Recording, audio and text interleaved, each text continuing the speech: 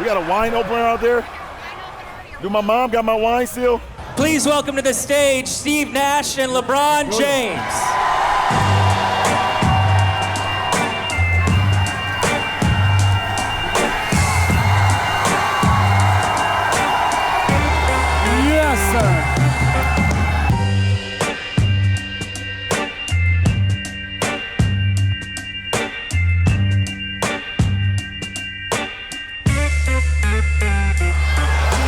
Wow.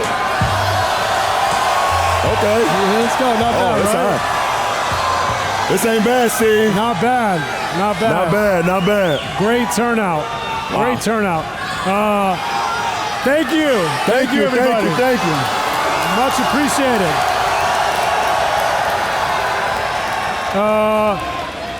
Well, this is Mind the Game from Fanatics Fest, brought to you by Nike. This is actually our last episode of the season. Wow. So congrats to us. Thank you for all the listens, supports, likes, comments, subscriptions, everything. It's been really an incredible year for us to kind of get a chance to talk hoops, hopefully share some of our experiences, dig into some things around the game that we're passionate about, and today will be no different than that. But a little vino. I mean, we don't do an episode without opening up a bottle of wine. That's just what we do. So, you know, that's how we always kick it off, man. But we're happy to be here. We appreciate y'all. New York City, stand up. What's up with y'all? And we just want to say thank you guys for allowing us to come talk the game of basketball with y'all, do it at a high level, and we're super appreciative. So, Steve, let's do it. Let's do it. So who's enjoying the NBA Finals? Game 7. So we have, Game 7, right? Wow. We have the 20th Game 7 in NBA Finals history, if the Googles are truthful, which is incredible, right? Like, we've both played in Game 7s. I want to hear more about your Game 7, particularly in the NBA Finals. But let's also pay some respect to these two incredible teams. Oklahoma City, yes, Oklahoma City. Any OKC fans out there? Okay, a few. Any Pacers fans out there? What happened? Why would that be? What's wrong? Okay, I get it. Well, I mean, unfortunately for Knicks fans, this Pacers team, though, we have to say is one of the greatest stories in NBA history. Like it or not. I mean, a lot of players that were cast aside, that have been on the trade block, that have been maybe not NBA playoff rotation guys, quote unquote, who have absolutely come together to play fantastic basketball. We've said it before on the pod, coaching staff deserves a lot of credit too, but you see a lot of the ingredients of great basketball teams. IQ, connectivity, toughness. Their defense has gone to another level. What have you seen in the Pacers? No, I mean, I think you just said it perfectly, Steve. I think when it comes to the two teams that's in the finals right now, obviously both of them are respected and have earned it. You know, and with the Pacers team, obviously you guys saw a lot of them too the last round, but you know, the way they move the ball, the pace and space that they play with, I think, you know, the best gift that the Pacers have is the unselfishness of Halliburton. I think his ability to get off the ball early, you know, get the ball back in semi-transition, but just the ball has so much energy, and to see what the Pacers are doing, you know, with their pace and space, you know, getting the ball up, you know, letting Pascal, you know, go against the defense before it's set. You know, I think it's a great way to the game of basketball that the Pacers are playing right now. For sure. I would say this about Tyrese. I think he's one of the greatest simple early passers I've ever seen. You know, sometimes when you have great vision like Tyrese, you want to hold it to make that killer pass. Yeah, that home run. Right. You think I can get something better, and you might hold it for a second. I think we've both felt that at times. Right. But sometimes he just gets rid of it, and what that does is it makes the defense unsettled because they can't cheat, they can't help, they're always in a bind. So I think he's one of the greatest simple early passers of all time, and a big part of their success, for sure. What's up, young fellas? You see someone up here you like? Yes, sir, I see it. That's great. That's great. Well, let's talk about some things that we learned this year in the NBA. I got 3 bullet points. The first one being pace and depth. Yeah. Tell me a little bit your perspective on how those two are fit together and how that's changed compared to maybe 4, 5, 6, 7 years ago. No, I mean, I just think it's been, present all year. How quickly Cleveland ran their sets from start to finish. Obviously, the 2 teams that we have in the finals, that pace and that depth, to be able to continue the energy does not die down when they make substitution patterns, Right. We talked about in one of our pods when TJ McConnell comes into the game, their pace actually goes higher. You know what I'm saying? So, when Alex Caruso and those guys come in the game, and also, those guys, it just ramps up. Yeah. So to have that pace and that quickness getting in and out of your sets, having the depth that they have, it allows you to always be energized. And those guys are playing they're playing high-level basketball, as close to 48 minutes as we've seen in a long time. It's great. I mean, you nailed it. And I think we went through an era where we were trying to find 3 stars. Right. But what happens when you have a team built on 3 stars if it's not built from the ground floor up, like through the draft? When you sign free agents, you have 3 stars, what happens is, 1, you're at risk for injuries derailing your team.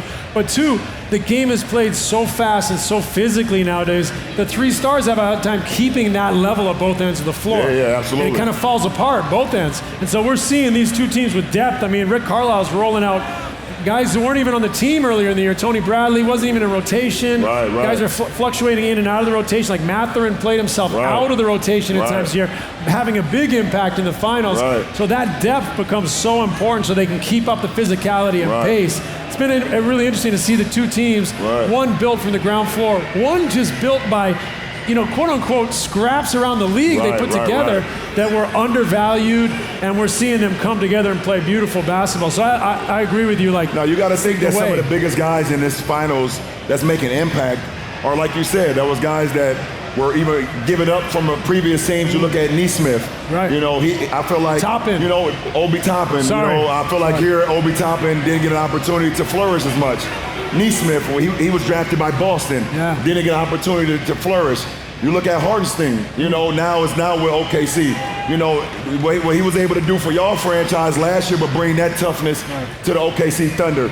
Alex Caruso, obviously, we've seen what he's been able to do, but all these complementary guys is what build teams, is what build winning programs and winning franchises. And like you said, I played in the era as well as of the Big 3 era, but it's looking like now the game is starting to shift again to how can we create the most depth, but also how can we create the most energy life? Right. How can we have the most shelf life out on the floor, to be able to sustain, maybe sustain an injury or sustain a run throughout the course of a game where guys are coming in and it's infectious all game long. So you said it. Right. Right now you have to be able to continue to play with pace and physicality. If your pace and your physicality drops, you're going to go through a period of the game where you're going to give up a 10, 15-point run. How are we doing here? Cheers. Cheers, everybody.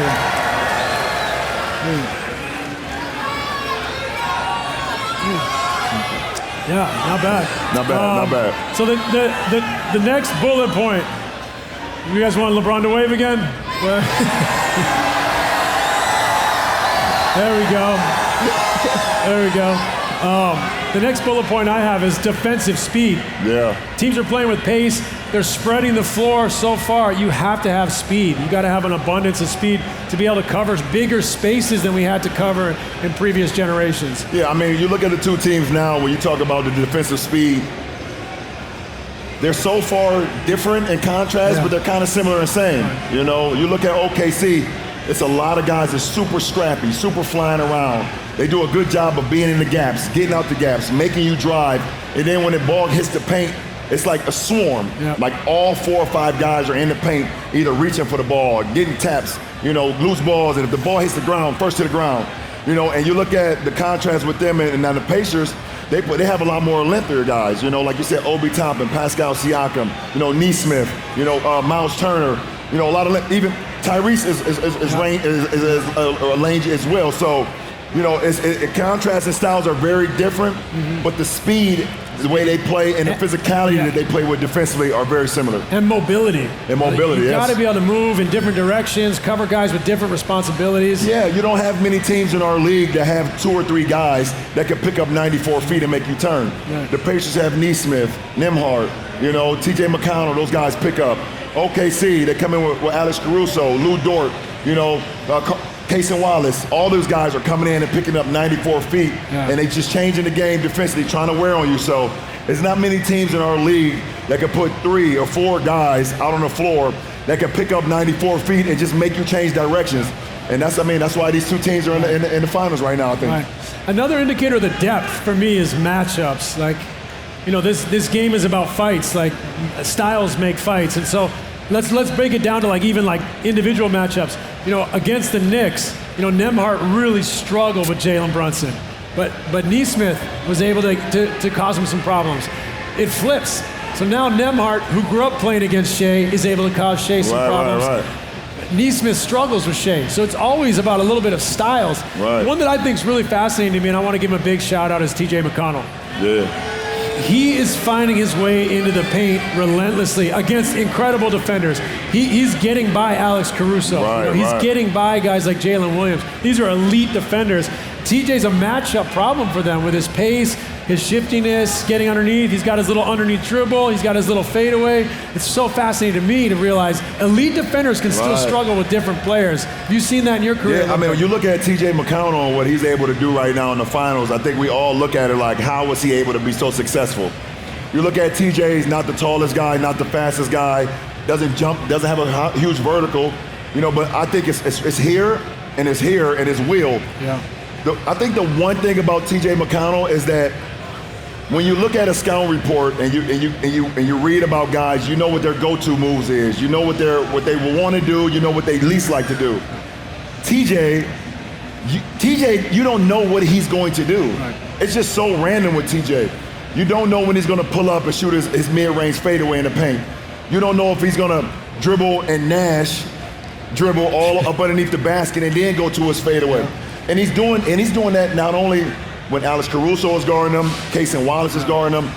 He's even done it against Hartenstein and also Chet. Chet, right. So he's doing that versus everybody. So I think him not being a player that you key in on certain things that he do, what he like to go to, has made him be so successful in the finals so far. For sure. I think, like you said, you don't know what he's going to do. One thing you do know he's not looking for is the 3, which makes it fascinating because okay, he's not going to pull up for 3. So you think, let me give him a gap. But he uses that gap. Right. He gets a momentum. Yeah, a la Rajon Rondo. Right. That's what made Rajon Rondo so great. Right. The fact that you knew he was not going to be taking any threes, but he eat up the space, and by the time he was up on you, it was too late. And I think TJ has definitely learned. He's found that rhythm, and he's a big-time player. Yeah, for sure. He uses pace, but he also uses change of pace, and he uses the entire floor. So it doesn't matter if he has to beat his guy at half court, or his guy's dropping to the free throw line, or he's on the sideline, he fakes a pitch and he goes. Yeah. Just incredible intelligence, and he's been, it sounds weird to say, the biggest matchup nightmare in a way other than Pascal. I think Hallie's more of the sets the table. Right. Pascal's been a matchup problem, and TJ's been a matchup problem. I absolutely agree with you. You just don't know. You don't know what TJ's going to do out on the floor. So it's hard to scout for a guy like that, And, like I said, Pascal being a matchup problem for anybody. But also TJ's pace and space, man, and his will to go out there and dominate, at his level. It's fascinating to watch, man. It's great. It's great basketball. Yeah.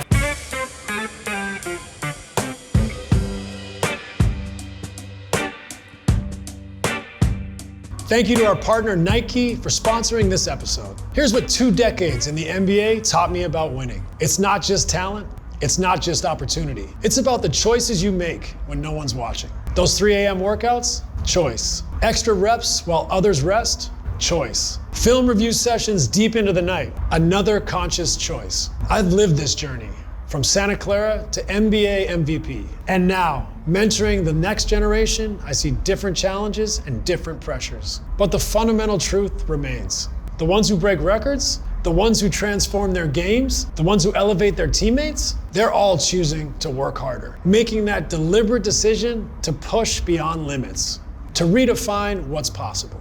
Because in those quiet moments, those grinding hours, that's where winners are built. Winning isn't just something that happens, you make it happen. As Nike would say, you just do it.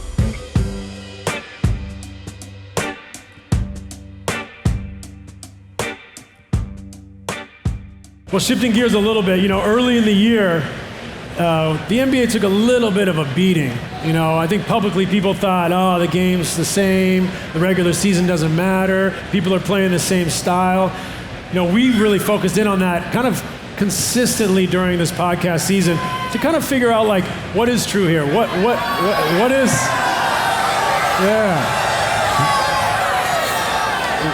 what is great about our game, right? And we've come to the conclusion, we hope you'll agree, the game is amazing. No, the game is the best it's ever been. The game is as good as it's ever been for sure. The pace and space era, a lot of threes. Some people can have a problem with that perhaps, but the reality is that's not going away. We're stretching the floor, we're playing with pace, we're playing more jazz than classical. We're not playing off the same playbook every time down, we're playing read and react basketball. So I think once people start to recognize that people are reading and reacting, using their brains, playing on the fly, it's a beautiful thing to watch. No, absolutely. I mean, you just said it best, Steve. I think the playmaking that goes on in our league. I mean, I remember we did an earlier pod this year in one of our episodes, and you told me in the 1995 season, out of the top 10 points per game leaders, literally there's only one guy in the top 5 in assists. And that was Michael Jordan at the time. And you look at it now, 25, 30 years later, and out of the top 10 scores in the NBA, you have 5 or 6 guys in the top 10 in assists. So the playmaking in our game, the defense, the different matchups that we see in our game, the different variables that you can see defensively, man-to-man, zone, guys are even pressing at times, 2-2-1 press that we haven't seen. I think that's great. It's a beautiful thing to watch our game continue to evolve, and I think the sky's the limit. We're going to continue to do that. It's beautiful. Well, I have to give you a lot of credit for the playmaking. Let's like LeBron said, nowadays you can't just be a scorer. If you're just a scorer, really you come off the bench. You're a 6th man, 7th man, see if you're hot that night. Nowadays, if you want to be an elite player, you have to be a scorer and a playmaker. And I think you are a huge, huge part of that trend. 100%. Appreciate it. 100%.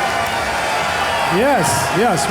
What we've seen happen, and I'll use LeBron as one of the pioneers or one of the trendsetters in this way, is we're seeing a big physical athlete that can score, but is also passing, playmaking, but also playing cat and mouse, dissecting the defense, reading the defense, making the defense uncomfortable, making them make hard decisions. So now we're seeing the byproduct of that throughout the league, right? When I came in the league, way ago in the 90s, like LeBron said, guys just come in and score. But nowadays, the defenses have gotten more sophisticated. You have to be able to read and react and play.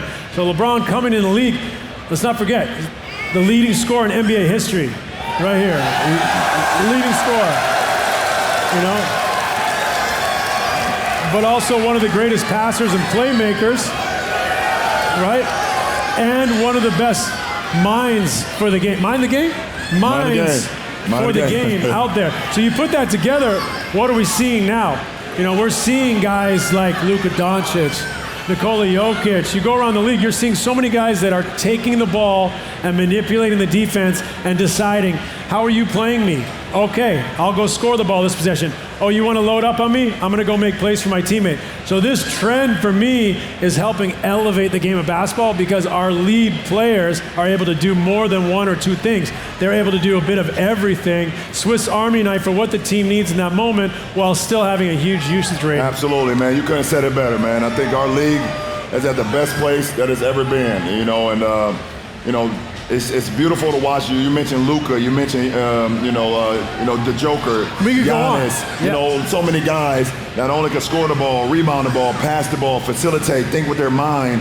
It's just a beautiful thing, man. And and we go back to we're looking at OKC and Indiana. Both teams built up identities and cohesiveness, innovative offenses and defenses.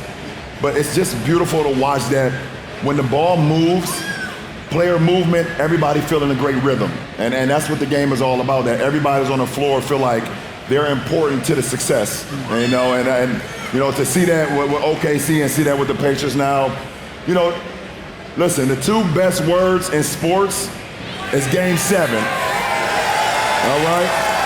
And we all should be lucky to be able to witness a Game 7 tomorrow night for the NBA Finals for the Larry O'Brien Trophy. So it's going to be a beautiful thing, for sure. Yeah, I can't wait for that. Yeah, absolutely. That's it.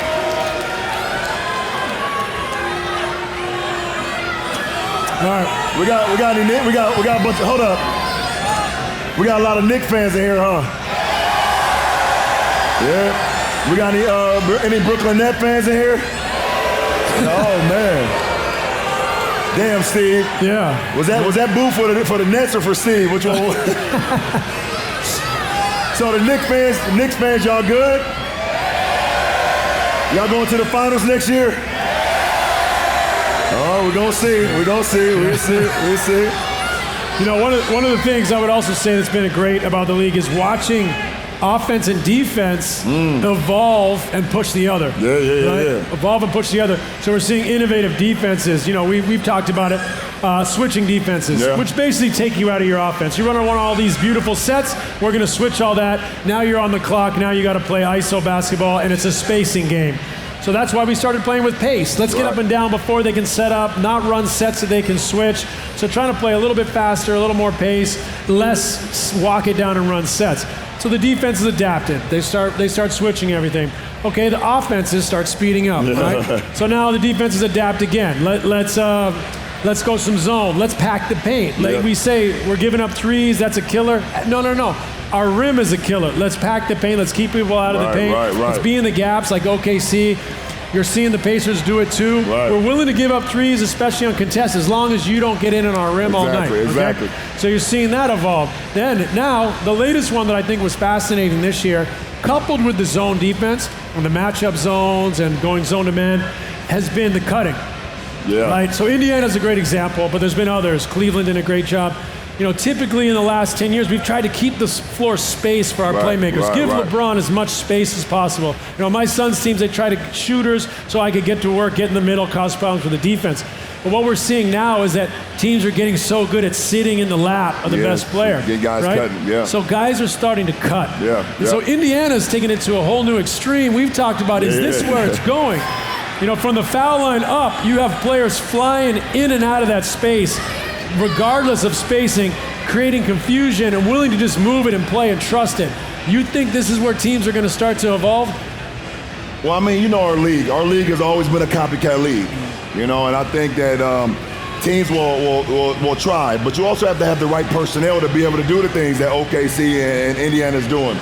Every team is not built the way that they're built, so I think the best thing about our league and the best thing about coaching in our league is being able to adapt to the personnel that you have. You know, I just don't think that every team has the makeup to be able to play with the pace and space of Indiana and OKC. But the good thing about our league is what makes coaching so great in our league is being able to adapt to what you have. Adapt to your personnel, adapt to how you guys play, and then you start that from day one. This is how we're gonna play, and there's gonna be tweaks throughout the season, okay? Maybe that didn't work out quite well for us early on, but you have a nucleus of how you want to play, and you follow that all the way throughout the whole regular season and into the postseason, and hopefully being able to play for a Larry O'Brien Trophy. But it's all about your personnel. If you have the right personnel, the right coaching staff, they'll put them in the right position to succeed. It's a great point. I think, like high school and college teams, you know, a lot of times the coach has been there for a while, has a blueprint. This is how we do it. Yeah, of course, you adapt and you adjust your team. NBA teams, I think the variance of adaptation is huge. Like, I don't think the Pacers set out this year and said, this is what we're going to be like. I think they built, they adapted, they built again, they added, they subtracted, they built. Same with OKC. They continue to evolve. It's kind of like a living organism, right? So I think it's always fascinating to see how a team starts the year, what they add, what they subtract, how they evolve. I mean, you've been on championship teams. Do you think that's even going at a higher cadence nowadays? Yeah, I think so. I mean, I think you said it right there, man. I think the game continues to evolve, and I think coaching continues to evolve, and they're seeing how much they can press the limit on what they have, and even going further. But also, more importantly, like we always talk about, it looks chaotic and it looks random, but it's not.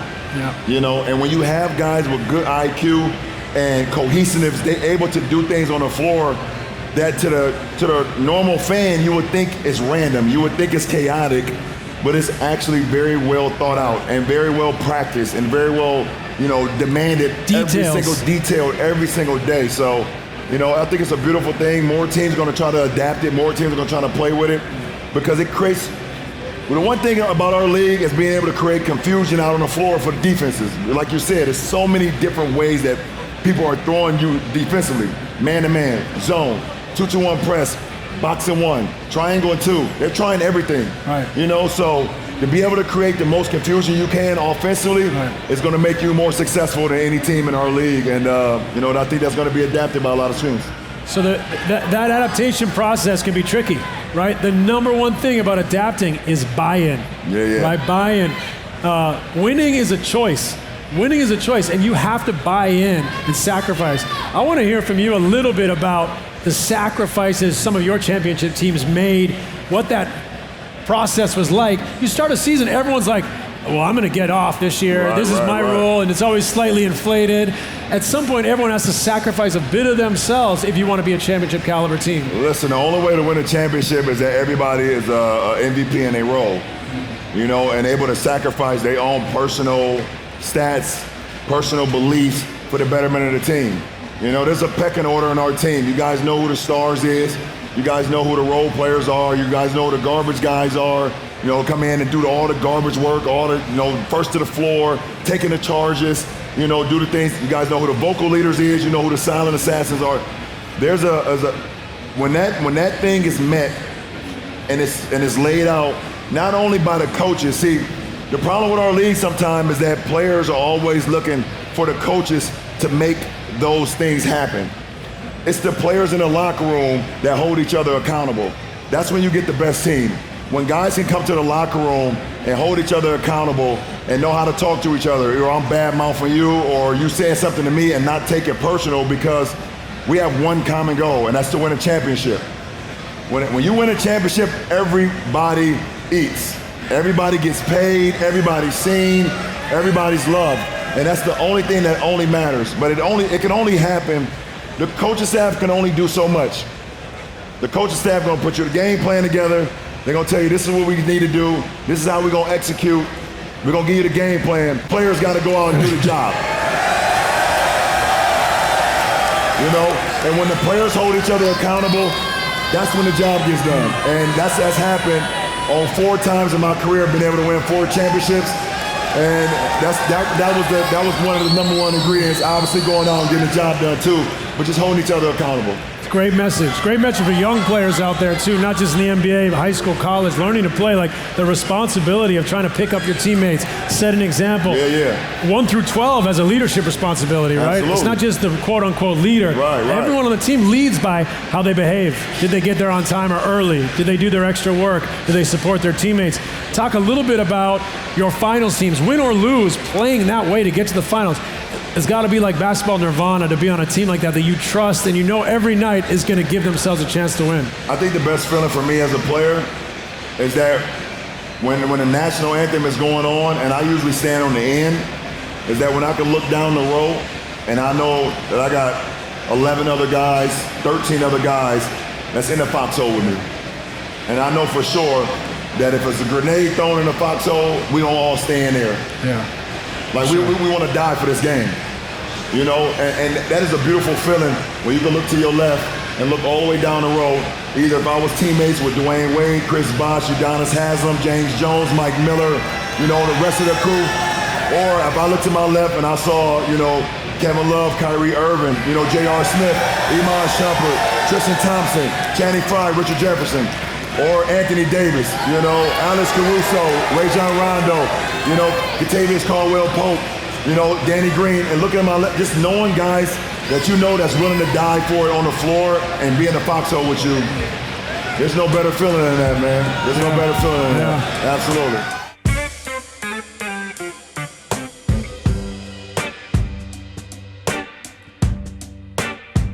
This episode is sponsored in part by American Express. American Express knows that for an obsessive basketball fan like me, the playoffs mean a lot of travel time. Between broadcasting games and catching up with old teammates, I'm on the road almost every week, from Boston to LA and everywhere in between. After all these years, I've learned that the journey is as important as the destination. That's why I've always tried to find a spot to stretch, grab a coffee, and get my mind right before heading over to the arena. Fortunately, there's a card that makes every part of that journey better. With Amex Platinum, you earn 5 times membership rewards points on prepaid hotels and flights booked through AmexTravel.com on up to $500,000 on flight purchases per year. Plus, you get access to the Centurion Lounge, which makes travel that much more enjoyable. That's the powerful backing of American Express. Terms apply. For more information, visit americanexpress.com/travel.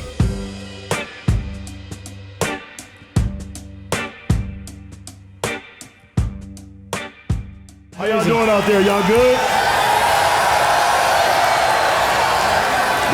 Do we have time to open it up? Do we have some fan questions? I think it's time to hit some fan questions. Yeah, what do you think? Should we do this? Anyone send in a tweet with a question? Did you guys send y'all questions in to us? Okay, I think we got some, right? Yeah, we gotta have some. Yeah, we gotta have some questions. All right, question number 1 from Nahil. Which player would each of you want to play with from a previous era before you were drafted? So which player from a previous era that we would want to play with? Wow. Man, you first, man. So you many, first, man. right? So There's many. so many, like. So many. You know, like one for me being a point guard, like Magic Johnson. Oh, yeah, man. Was. I mean, I remember just how he inspired me as a kid. You know, I don't know if I'd want to play with him, but my hero, the one person I tried to emulate was Isaiah Thomas. You know, smaller guard that was just super competitive. And then you go back, you know, Oscar Robertson's, Kareem Abdul-Jabbar's, Wilt Chamberlain, Bill Russell, you go forever. So that's an amazing question. It's hard for me to pick one. Like I said, my hero was Isaiah Thomas. Magic Johnson was crazy inspirational. But if I had to have like maybe someone that complimented me, you know, that's a fascinating question that I'd love to think about. You know, because the game changes. Right. The eras change. I got to play with Dirk Nowitzki and Amari Stoudemire. Right. Like 2 great guys that we loved playing together, could complement each other, worked off each other. Like, let me think about that for a minute. Yeah, what about you? When you talk about inspiration, there was nobody more inspiring to me than Michael Jordan. I mean,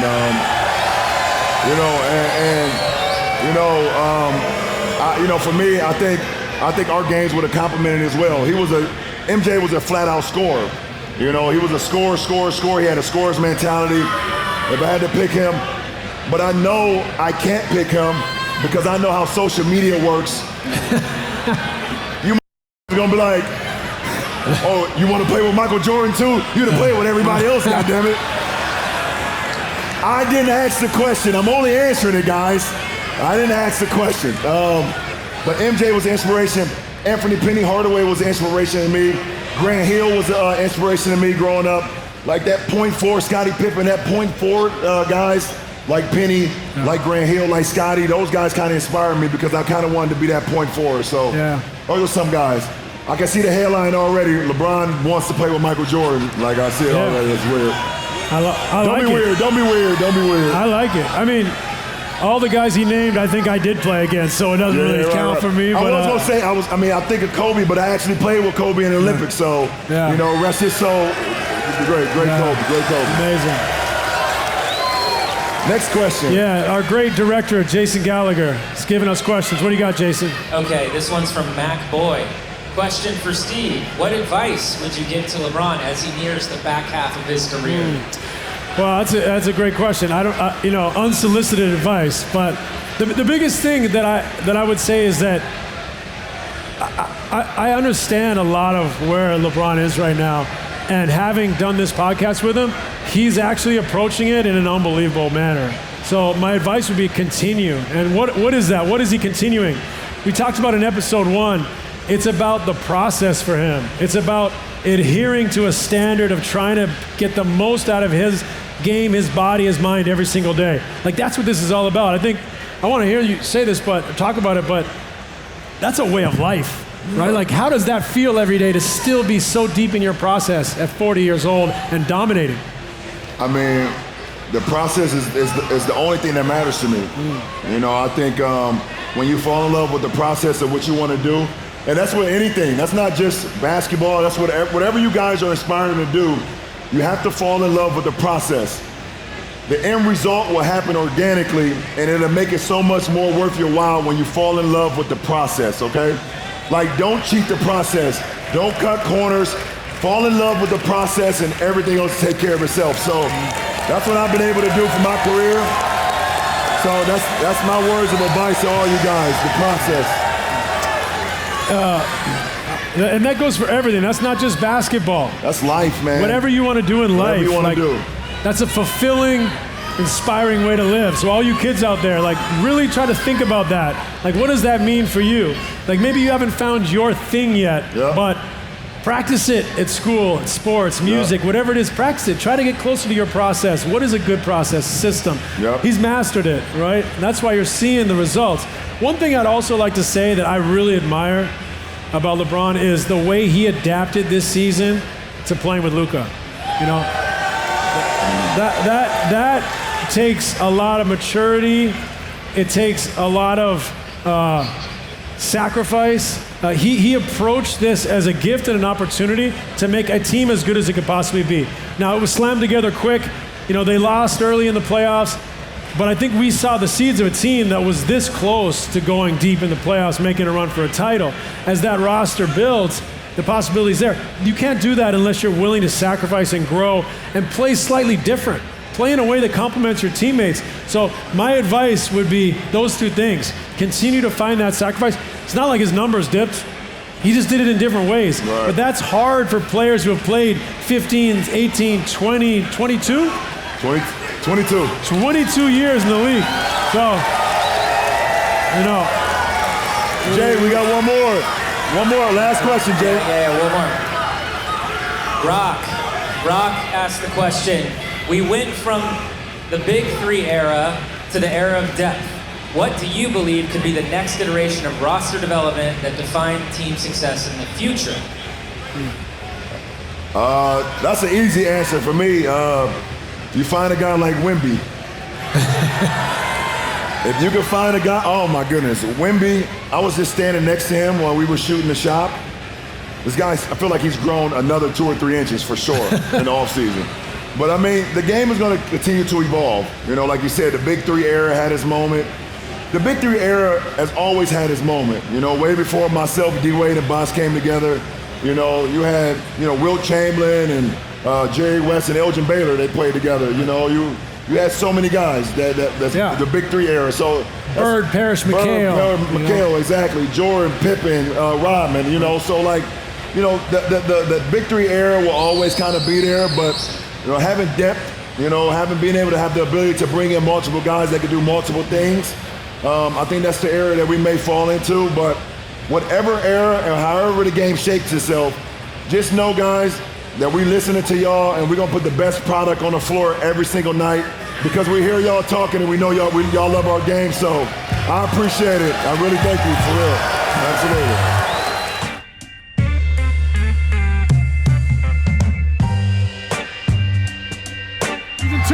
That's it. Season two. Thank you. Thank you, guys. Thank you very much.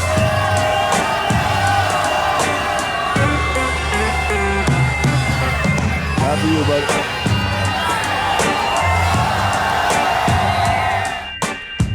Thanks for watching Mind the Game. If you enjoyed the show, please subscribe for more content.